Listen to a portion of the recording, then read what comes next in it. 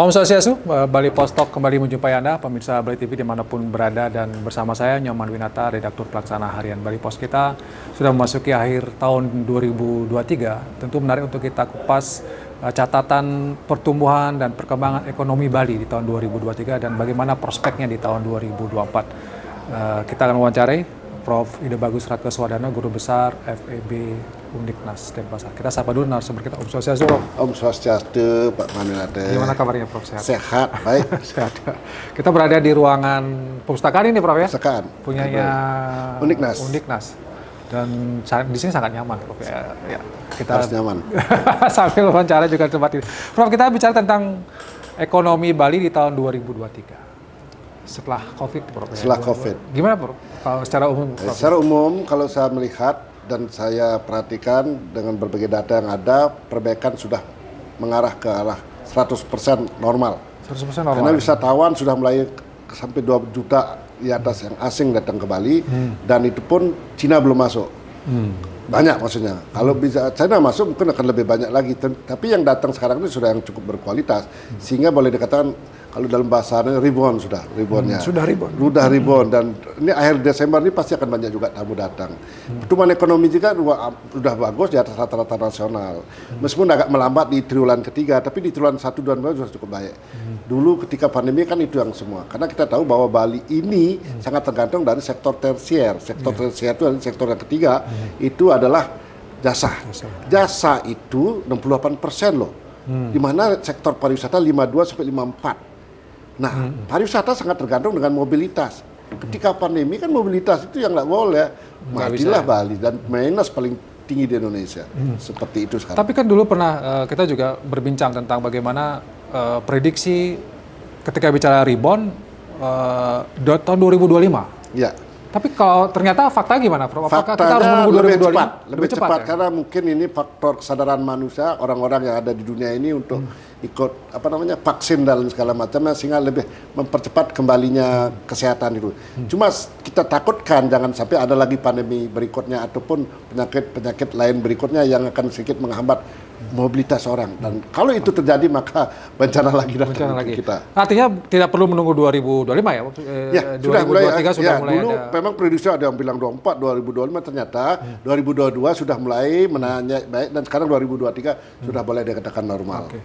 Ada juga yang mengatakan sempat kan ancaman geopolitik ya, geopolitik global, di mana perang Ukraina, Rusia, kemudian Hamas, Palestina.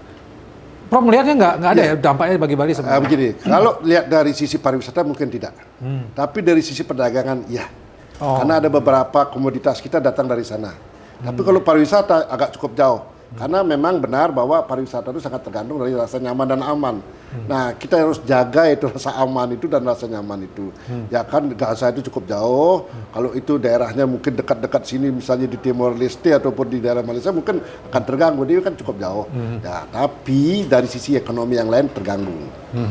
Artinya secara umum 2023 bisa dikatakan menggembirakan dan rebound gitu ya. Boleh dikatakan seperti itu. Nah, bagaimana di tahun 2024 lah? Atau sebelum itu kita bicara tentang inflasi juga, Prof. Katakan ada inflasi katanya. Harga beras naik, kemudian cabai naik dan segala macam. Gejala inflasi memang agak sedikit mengancam perekonomian. Kita tahu di Amerika itu inflasinya cukup tinggi. Sehingga the Fed, Bank Sentral AS masih the Fed rate-nya itu masih di atas 3,25. Itu cukup tinggi, biasanya 2 itu, sehingga inflasi juga cukup seperti bukan, the Fed-nya 5,25an. 5,25 sangat tinggi itu. Sangat tinggi ya, nah, karena inflasinya apa? Karena inflasinya di atas 3. Dia berharap dengan jadi 2. Nah, bagaimana caranya? Tentu dengan menggunakan mekanisme moneter. Dengan tingkat suku bunga tinggi, maka peredaran uang akan lebih sedikit. Kalau lebih sedikit, maka harga barang-barang akan turun. Nah, kan itu secara teorinya. Tapi berarti inflasi kalau Bali tidak begitu memberikan pengaruh sebenarnya, Prof? Ya, kalau Bali memang inflasi itu karena agak cabai naik, karena musiman itu biasa seperti itu. Beras juga naik, itu juga harus diperhatikan oleh pemerintah. Bagaimana caranya? Tentu harus menggunakan mekanisme yang ada. Apakah itu mekanisme pasar dan lain sebagainya. Dan juga tentu adalah intervensi ketika harga beras naik, maka pemerintah dengan mensubsidi beberapa komoditas yang merupakan kebutuhan rakyat, sehingga rakyat terutama yang berpenghasilan tetap, apalagi yang tidak tetap, akan tidak merasakan dampak dari inflasi itu. Artinya Prof melihat sudah upaya pemerintah untuk bagaimana menangani inflasi sudah cukup baik ya, Prof? Sekarang sudah mulai, karena begini, karena misalkan untuk beras misalkan, kan sekarang sudah gudang-gudang gelolong sudah dikeluarkan, dan itu beberapa yang di beras itu disubsidi oleh pemerintah. Sudah baik ya Prof ya. Oke, kita bisa tahun 2024 karena juga ada event politik katakanlah, ada pilpres, kemudian nanti akhir tahun ada pilkada barengan. Nah, apakah ini akan berdampak juga? Karena ada yang mengatakan ini kan agak rawan juga, nanti pariwisata Bali terancam jika terjadi beberapa lagi. Gimana Prof? Begini, tentu kita berharap bahwa pemilu ini damai. Kita jadikan pemilu ini happy, suasana yang fun lah itu, yang fun, sehingga damai. Memang ada di medsos perang antar pendukung dan lain sebagainya, tapi di dalam kenyataan janganlah sampai seperti itu. Karena bagaimanapun juga dengan adanya pemilu ini pasti akan ada geliat ekonomi. Saya hitung 0,2 sampai 0,3% akan ada penambahan. Kenapa? Karena uang akan beredar. Uang beredar sehingga gairah orang berbelanja. Orang yang tidak punya uang akan jadi punya uang dengan cara apapun, apakah dia akan dapat uang dari caleg dan segala macamnya, sehingga uang akan beredar. Dengan uang beredar orang berbelanja. Dengan orang berbelanja pasti ada produktivitas, ada produksi, sehingga terjadi produktivitas meningkat. Nah, produksi kan pasti orang yang berproduksi punya uang juga, dia akan berbelanja lagi. Itulah artinya sebenarnya kalau event politik itu justru bisa memberikan pendorong ekonomi ya, karena banyak uang beredar. Iya, pasti uang beredar, asalkan damai. Asal jangan ribut gitu ya? Asal jangan ribut. Kalau ribut kan orang ketakutan kemana-mana. Dengan ada perang seperti dulu lagi lah, tahun 99 di Bali ini. Kerusuhan itu jangan sampai seperti itu lagi.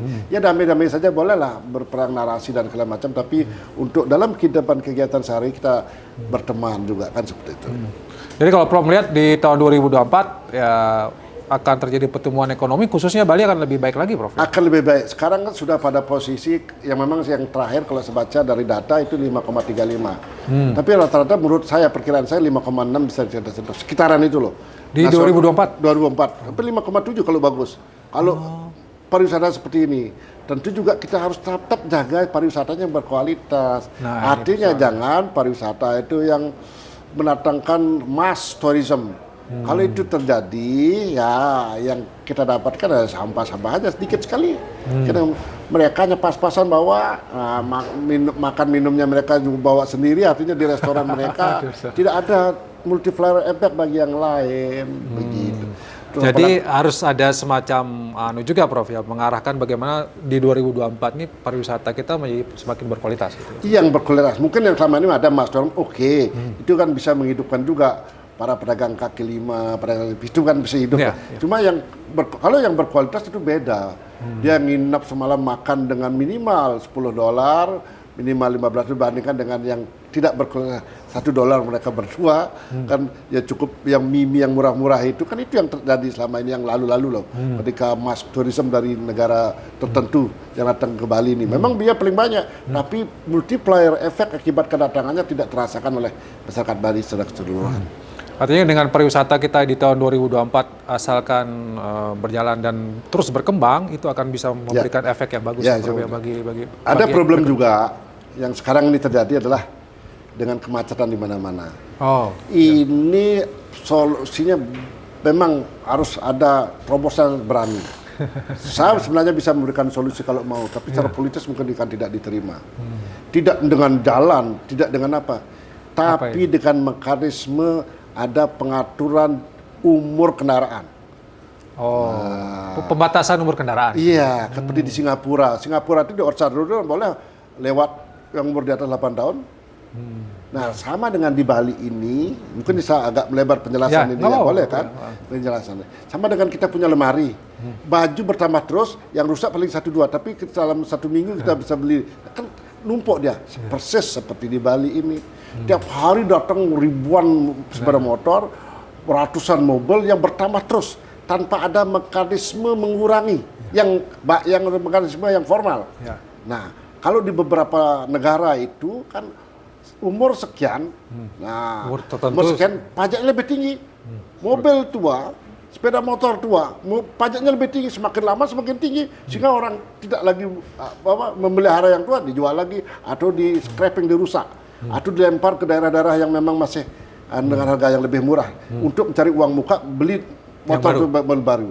Kan itu yang terjadi. Kalau kita tidak, umur yang 80, 90 masih beredar, sehingga ketika hujan sedikit semua mengeluarkan mobil, macet di mana-mana. Nah, itu yang terjadi. Dan itu mengancam pariwisata, Prof ya? Sangat mengancam. Coba bayangkan dulu kalau kita misalkan ke Canggu cuma setengah jam, 1 jam, paling lama lah 1 jam. Sekarang bisa 3 jam, 4 jam. Itu kan sangat mengganggu. Dan justru di Canggu kemacetannya. Kemacetan dan beberapa daerah Ubud juga luar biasa macet.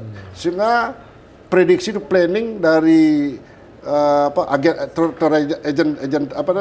agent itu yang sudah jam segini sampai jam ini nggak bisa tepat sekarang. Misalnya mau ke Kintamani dalam 2 jam bisa terjemput dalam 4 jam.